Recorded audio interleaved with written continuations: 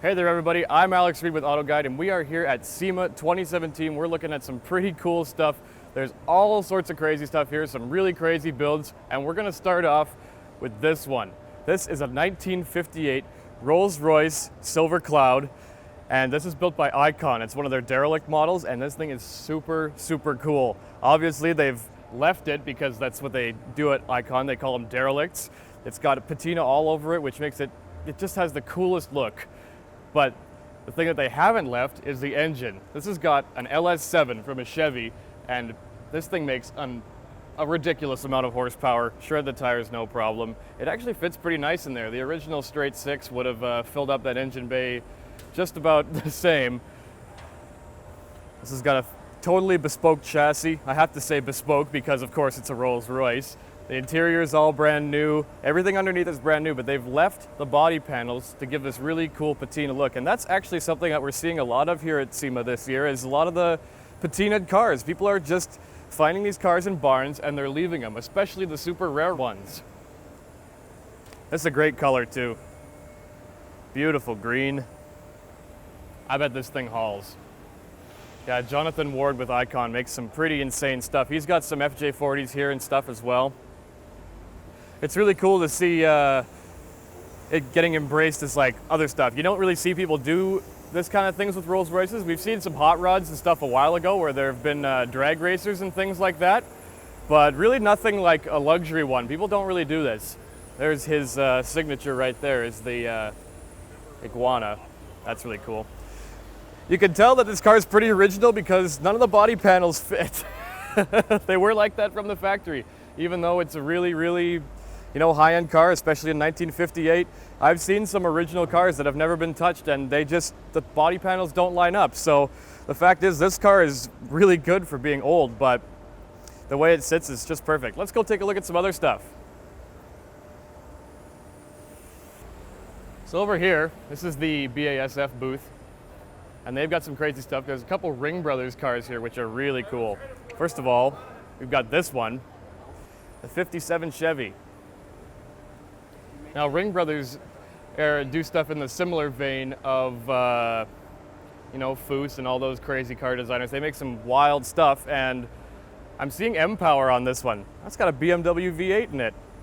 You ever seen that before? This is the kind of stuff you're gonna see at SEMA.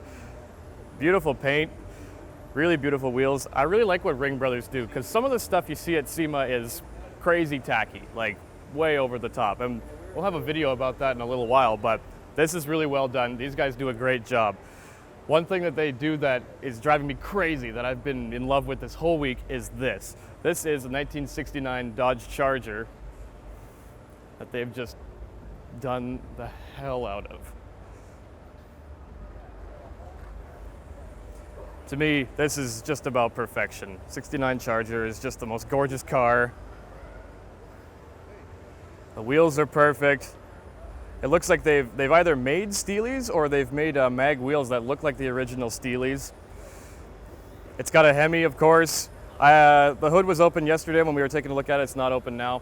So I can't tell you what's in it unless I go and look at this thing over here.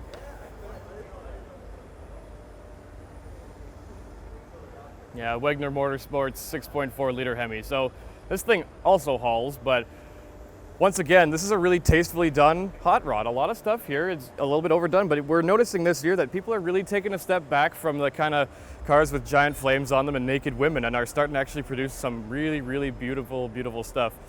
The best thing about this car is all the details. Is you get things like over here on the, what would have been the RS? No, that was, I'm not up with my Mopar terminology, but it says BR here, like Ring Brothers, where it would have said, what it would originally have said. RT, sorry. Yeah, you can't see that too well. There's a few 69 Chargers here, but I think this might be one of the best done ones. So there's a lot of good stuff here at the BASF booth, including me walking through this guy's photo. So there's a lot of super cool stuff here at the BASF booth. I think there's 4 cars here, and this is a Foose car, which is great because you know what kind of work Foose does. This thing is insane. This used to be a Mach 1 Mustang, and now it's called the Mach Foose. So I actually followed the build of this one a little bit. It's pretty insane. Is that basically it's a 1971 or 2 Ford Mustang Mach 1, and they've dropped the body onto a 2016 or 17 Ford Mustang chassis, which means that they had to actually lengthen the body. What they did was they cut the front wheel arches and they moved the wheel arches forward. So what in 1971, these wheel arches would have been back here. So this part is shorter, the nose is shorter, and what he also did was he took 69 haunches and put them onto this 71, because originally this would have had a line that just came right down here, a totally unbroken line from the bottom to the top, but now it's got these haunches like the Mustangs that everybody kind of loves, you know, the 65, 66 all the way up to 1970, because they changed them in 71. And I'll be honest, I wasn't a big fan of this thing when I first saw pictures of it, and it's still kind of polarizing. I can't tell if I really like it or not. It's got like 69 Camaro turn signals. I don't know. But the thing about it is that it's incredible build quality. It really is amazing. The shut lines are perfect, obviously. Everything looks almost factory, like it just rolled off the production line yesterday. So whether you like it or not, the build quality is amazing. And that's also the theme with a lot of things here at SEMA. I will say I don't like the wheels. And it would have been nice if they could have done something with the interior to make it a little bit more, look a little bit more period correct, because it makes it look like a new car, because it is a new car underneath all the body panels and stuff.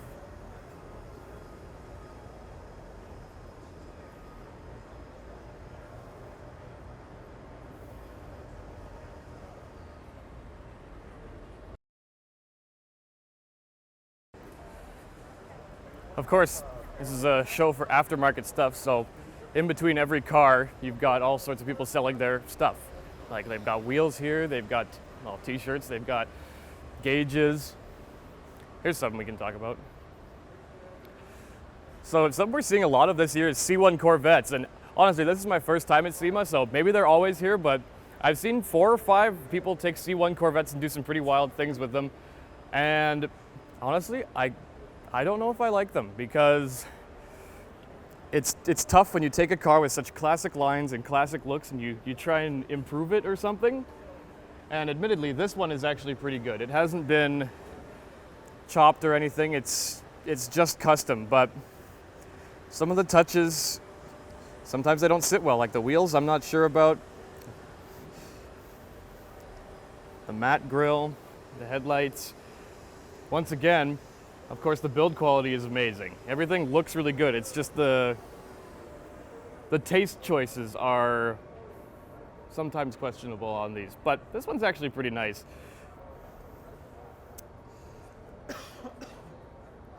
I don't know too much about this car in particular. I just know that they're seeing a lot of C1 Corvettes here. We're also seeing a lot of 240Zs. The Japanese are really being represented well this year, and a lot of Porsches. There are a crazy amount of Porsches here, including 356s, not just 911s. Magnus Walker's here with his obviously crazy stuff, and we're seeing a lot of 356s. There's a few at the Toyo booth, Toyo Tires, and they are gorgeous, just way, way over the top. Maybe we'll get a look at some of those later. They're kind of a steampunk look, Porsche 356 and 911, but a lot of C1s.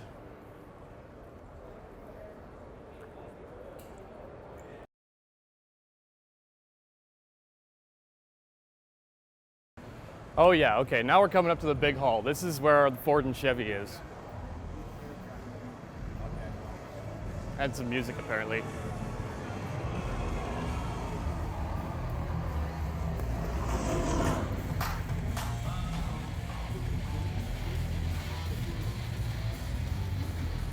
That's really cool.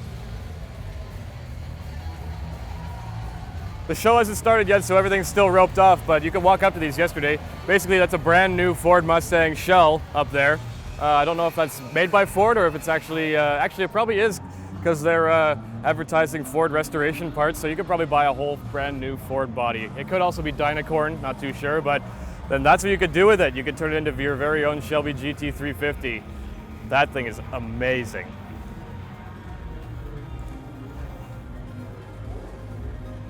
I think that's a recreation. Could be real, but It looks too nice to be real. Usually the real ones have a little bit more patina on them than that.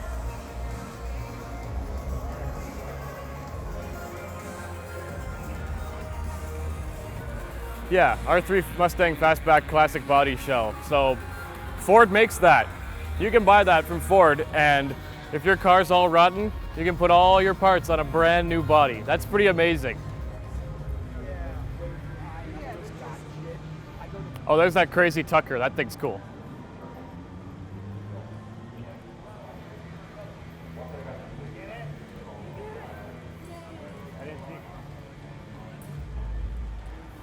So if I'm not mistaken, the Tucker Torpedo was the first rear-engined American car, I think, and there's one right here that's also been customized.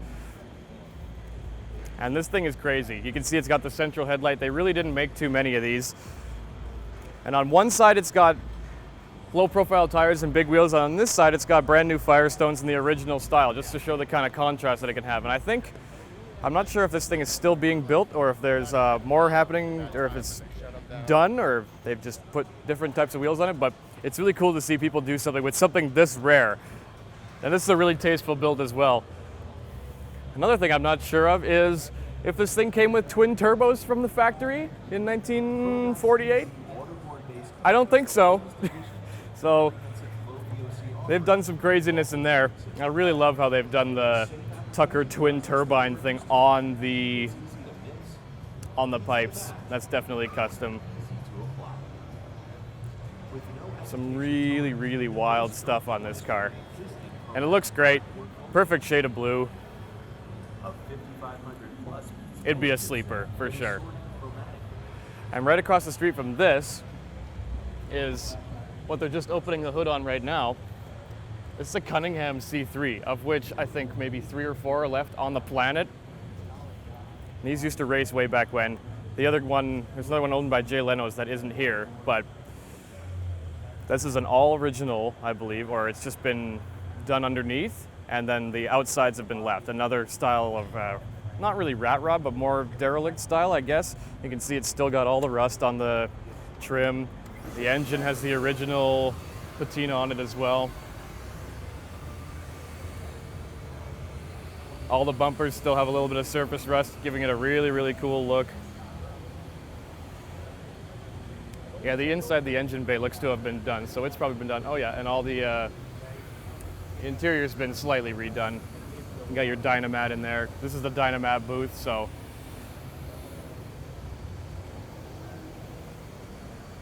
Well, there we go. Flush fit door handles. This thing is great. Is this yours? Yeah? Tom Cotter's the guy. Oh, it's Tom Cotter's. Oh, really? Okay. It's a crazy $800. Wow, it's a gorgeous car. He found it in a basement in North Carolina. Really? Found in a basement in North Carolina.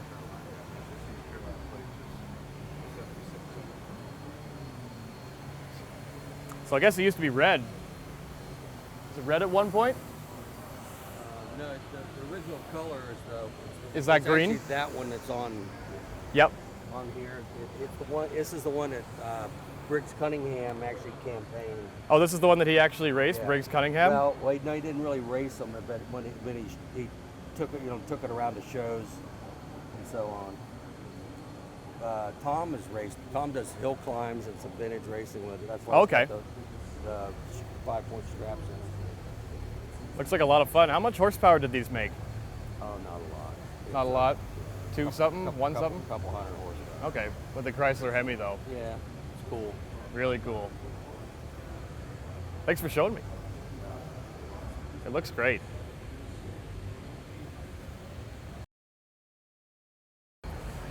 That's really cool.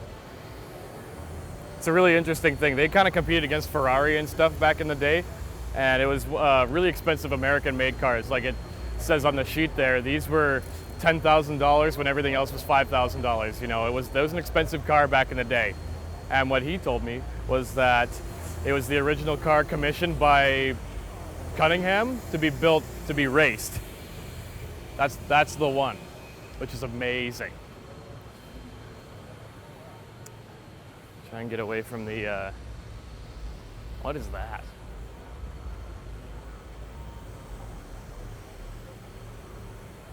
I can't talk about it if the owners are sitting right there. Oh, hey, I think that's the V12 powered Camaro.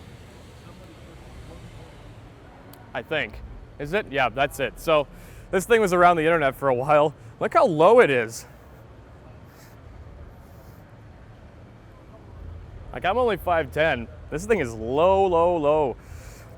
So a while back, a company came out with an LS V12, which is basically, the LS motor is a Chevy product, which is a V8, but somebody put 4 more cylinders on it. So this has got that motor, the LS V12, which is just crazy. And as most people in car world know, the V12 is kind of like the holy grail. Like, not many people make V12s. I think you got like Ferrari, Lamborghini, and Jaguar back in the day who don't make it. Now you got Aston Martin, and so it's kind of this holy grail engine, at least for me. Maybe not for you, maybe the regular LS is your kind of thing, but the V12 is pretty cool. So this has obviously been chopped and dropped, and it's been lengthened so that it can have that engine.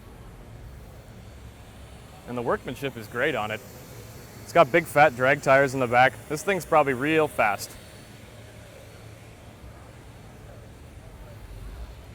And it's built on a 67 or 8 Camaro.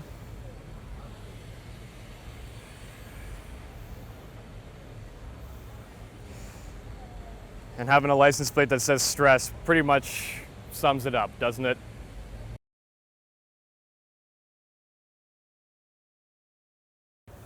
Another kind of thing in the car world is that if you really like cars, you probably like wagons. Wagons are cool. So it's a Rambler Wagon. It's been totally done, of course. This is nice, actually.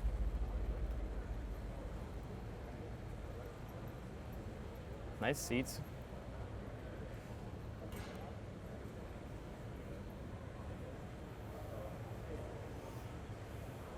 It's obviously been lowered and widened. It's cool to see people do uncommon things, because there are a lot of 69 Camaros here. There's a lot of Mustangs here. There's a lot of that kind of stuff. In fact, you can see like 5 69 Camaros right around me. Like, there's a 67, there's a 69 behind me. So it's really cool to see people doing out-of-the-box stuff like a Rambler or something like that, because it makes you unique. When you're doing the same as everybody else, you really gotta kind of differentiate yourself. Maybe they want that. Maybe they want to show that they can do this specific thing better than somebody else. But this is cool when you get kind of a really niche market. So if you know somebody that is doing a Rambler, come check this thing out. Spectre Performance. Surprisingly, oh no, that is an LS motor. Yeah, for sure. I'm not sure which one. I don't know much about the modern engines and such, but these guys do air intake components, so all of this will be theirs. And I'll bet it's fast.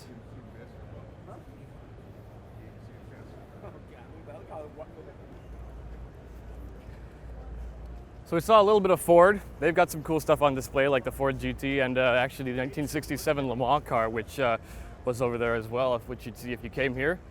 But now we're at Chevy, and Chevy has got some really cool stuff on display this year. They're doing a lot of trucks, but one of the best things that they've done is they've got Zora Duntov's original 1957, just read that, Corvette here, and it is so nice.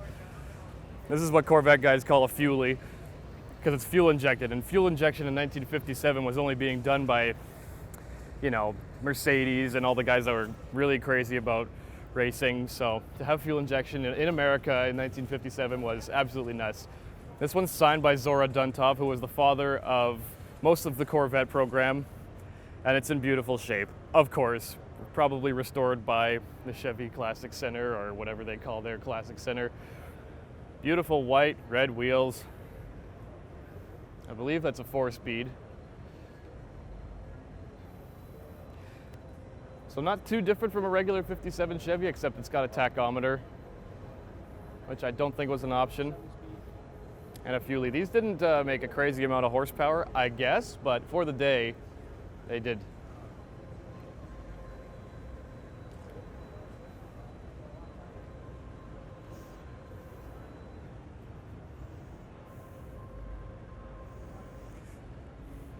So for a car that weighs 2,700 pounds and is made of fiberglass, it's got a 283 engine and it makes 283 horsepower, which is actually very good for the day. And 300 torques, this was a rocket ship. And it looks like one. This was really in the rocket age of car building. You can see the really cool tail end here where this comes down and you've got your kind of, everything looks like a rocket ship. And I love that. How could you not love that? These are actually the tailpipes here. They stick out of the bodywork, which didn't happen too often on cars back then. I think Ferrari did that a few times, and that might have been where the designer got it from. But this is a really, really well done car. And contrast that to this right next to it, which is a brand new Corvette. You can see it's kind of weird how they got their styling cues from it, because somehow that had to morph into this. But a lot of stuff you still see kind of the side vent kind of coming through. The C2 and C3 more kind of gave this style. It doesn't really have that on the C1s. And in contrast to the C1 we saw before, this one is totally originally done and the other one's wild, which is what you see here.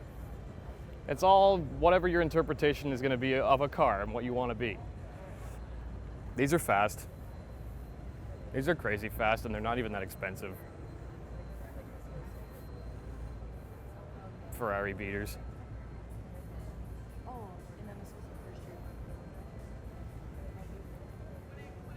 So where you've got 4 speeds in this thing and 283 horsepower, this has 7 speeds and 600 horsepower. So 50 years, oh, is that 60? 60 years will do a lot. Doubling, and this is a car you can just buy. Just buy this car.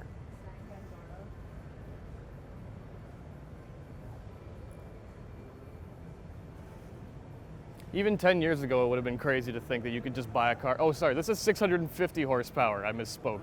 So it's even crazy to think that 10 years ago, having a car with 650 horsepower that you could just buy was impossible. You know, you'd have to build something like that, but now you can just buy that with this and things like the Hellcat and the Demon and even the Shelby Mustang that's coming out, which has, I think, oh, I don't remember, 460 like just naturally aspirated. That's a lot. That's a lot for just a street car. Another thing, one thing that they've done here that's kind of kooky is they've done this Traverse and they've put a surfboard on it.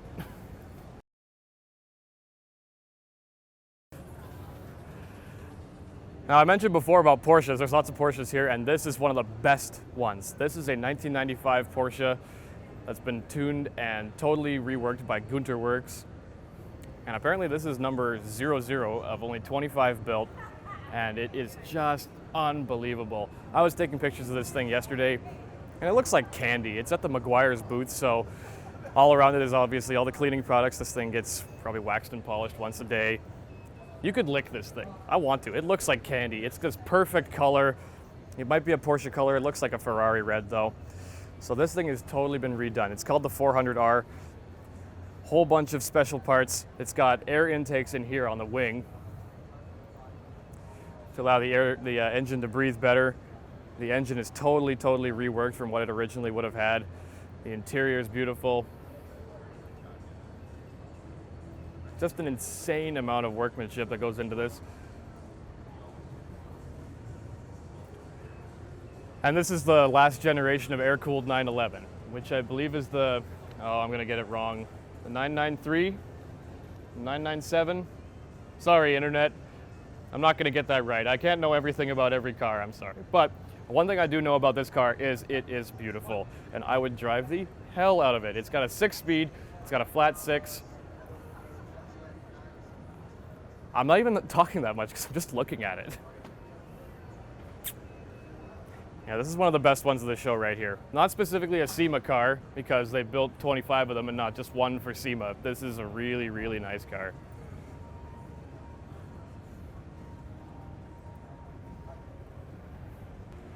This is a special car. It's really cool to see people doing stuff with now 90s cars, because it was kind of a forgotten segment for a while, I feel, but now like things, obviously the McLaren F1 is a big car that everybody loves. These cars have always kind of been loved, but it's cool to see people starting to do things with them, because for many people, the air-cooled 911 is the perfect car. And now with the water-cooled stuff, is like maybe it doesn't have as much passion, but oh, there we go.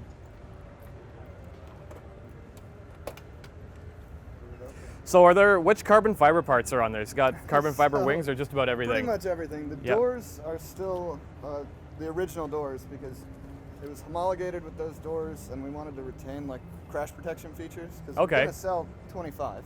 Yep, you're going to sell 25, and so everything, be, road legal, and so we wanted to keep that crash protection intact. But everything else, pretty much. Let's hope nobody crashes one. I don't want to see it. I think the mirrors are original. The mirrors and the doors. Okay, so the center section doesn't get touched too much, but got carbon fiber. The roof is all carbon fiber. This was actually a sunroof car originally. It was a sunroof car, really. So do you guys take which generation is it? 993. Okay, yep. It is the 993. So you guys take cars that are already, built, and then it's kind of like, I don't want to say it's like Singer because it's compared, it's your own thing, but you take a car that's already built and then you turn it into what this is. Okay. Yeah. Can I close the door? Yeah, go for it. It's got that nice clunk. Ooh. Okay, you better watch that now. Guys. You too. That's good stuff. That's a cool car. That's well done. Trucks. Oh, wait, we came from this way. It's really easy to get lost here. I got lost like a few times yesterday just wandering around like a fool.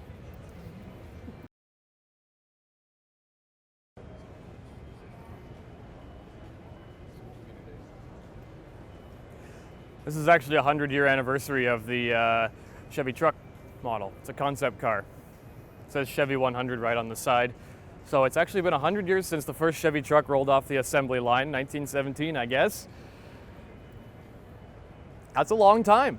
100 years is a long time for something to be running, especially considering that cars aren't much older than 100 years. First car is a 1889, I think, with Mercedes being the first one. So considering that, 20, 30 years later, you're having stuff that people can actually drive every day, and now 100 years after that, you're having stuff that you can have anything you want in a car, like this. Classic hot rod. Oh, and this is this is a classic kind of hot rod. 57 Chevy. Everybody loves these. If you don't like 55s, you like the 57. It's got the flames on it. Pinstriping. This is your old school kind of hot rod. But from the steering wheel, I'm gonna guess that this has a little bit of special something under the hood. That looks like a Corvette shifter. I'm sure this thing is not slow. Looks good though. 57 Chevy is a good looking car. Halbrand style wheels, really good. So we're kind of getting what looks into be more of the parts section of SEMA, because of course there are lots of cars everywhere and people showing off what they can do. The point of SEMA is not what you should do, it's what you can do. And that's why you see lots of really crazy stuff, sometimes ugly here, is that it's just all these people are showcasing their parts, and if you want to do it, you can do it. That's the point of this show. So see, there's another 57 Chevy. There's a 56, and there's a 55. Oh, that's a wagon. That is good stuff. Wow. As you can see, I'm definitely drawn to the derelict models where they've still got the rust showing, because I just think it's cool to have, that's got a story. When you paint over something, you get rid of its story, and this car has probably got quite a story to it. That looks really good. Seats all been redone. That looks good in there.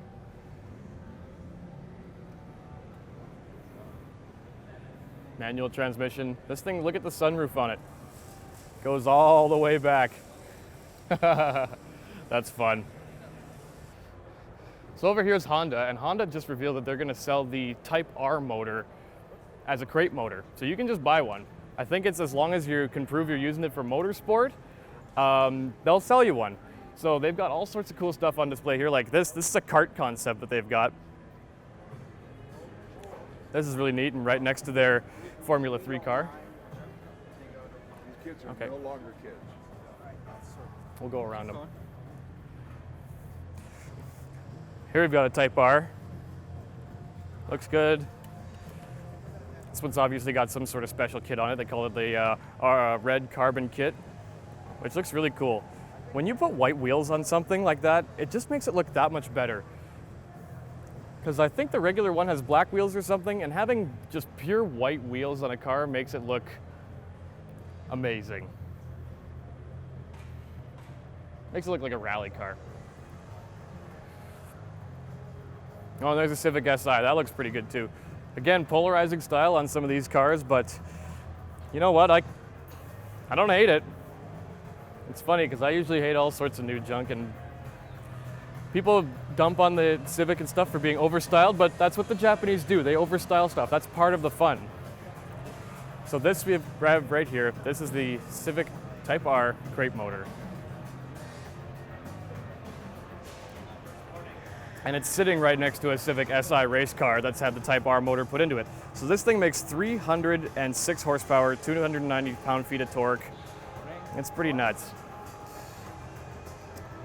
To have all that power in a 4-cylinder is really, really a feat of engineering. It's amazing.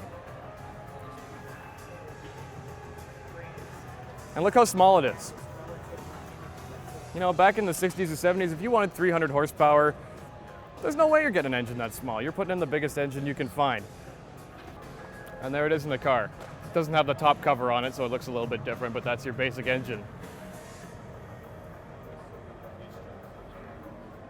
Some other things that people were freaking out about were this quote-unquote tastefully modified NSX, and I think it is. I think it looks really good. It's a beautiful shade of blue, almost purple. It's had lots of stuff done to it. They call it the Dream Project. 610 horsepower, 507 pound-feet of torque, which is 37 more horsepower than the regular, 31 more torques. Carbon ceramic brakes. This thing's got everything you'd want. And it looks great. Those wheels are perfect.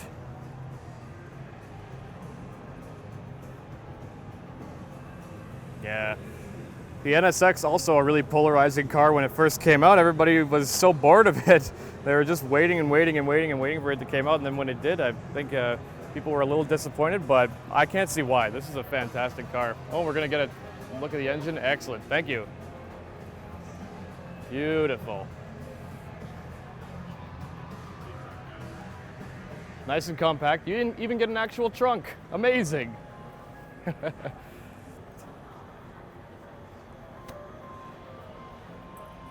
Admittedly, I don't know a heck of a lot about the NSX. I just know I like it. The 90s ones are really cool. And this looks great. Oh, and it's got a badge on it. What's it won?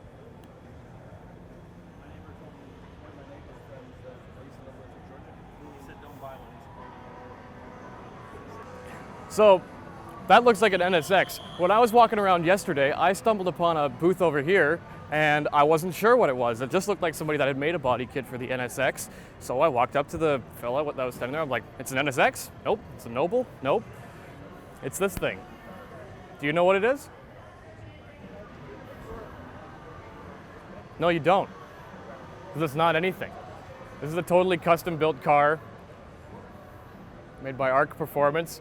And admittedly, again, I don't know anything about this one because it's brand new.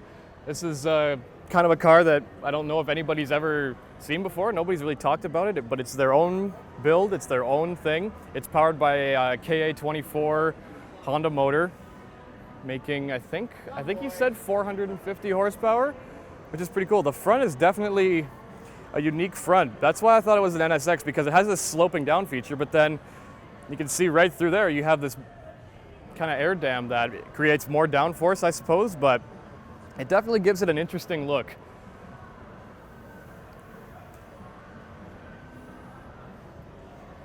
There's a big old shifter in there. Very Spartan looking, but this is obviously a prototype car. It's not finished. I'd drive it. Looks great. The taillights are really cool. I like the way they've done the rear end here. So that's kind of your preview of the SEMA Show. We've got lots of cool stuff here that we're looking at, a lot of cool products and all sorts of crazy stuff that people are building. So thanks for joining us on this little walk around. See you next time.